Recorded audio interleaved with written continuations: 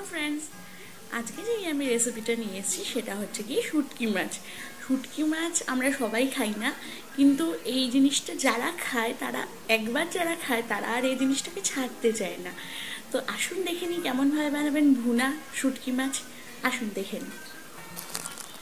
শুটকি মাছ ভুনা করবার জন্য আমি শুটকি মাছটাকে প্রথমে একটু সেদ্ধ করে নিয়েছি। শুটকি মাছটা করবার জন্য আমি এখানে পেঁয়াজ আর রসুন কেটে রেখে দিয়েছি। রসুন শুটকি মাছে অলওয়েজ একটু বেশি পরিমাণেই লাগে। এরপর আমি মিক্সির মধ্যে শুটকি মাছ পেঁয়াজ রসুন দিয়ে পেস্ট করে নিয়েছি।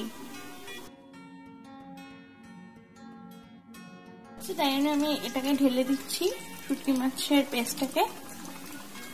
উপরে হলুদ দিয়ে দেবো, নুন দিয়ে দিলাম। শুটকি মাছে ভীষণ পরিমাণে ঝাল দিতে হয়, যে ঝাল খেতে পারে তার খুবই ভালো। শুটকি মাছ যদি ঝাল হয় তাহলে খুব ভালো লাগে, তার জন্য আমি অনেক ঝাল দিয়ে দিলাম।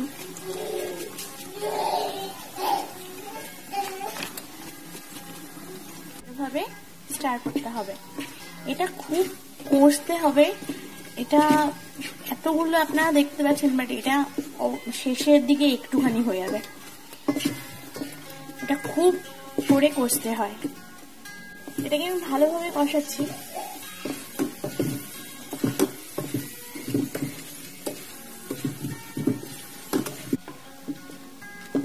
আরো এটাকে কষাতে হবে, অনেক বেশি কষাতে হবে, ভালোভাবে এটাকে কষতে হবে। আর একটুখানি কষতে হবে এটাকে। গেল আমাদের শুটকি মাছ ভুনা।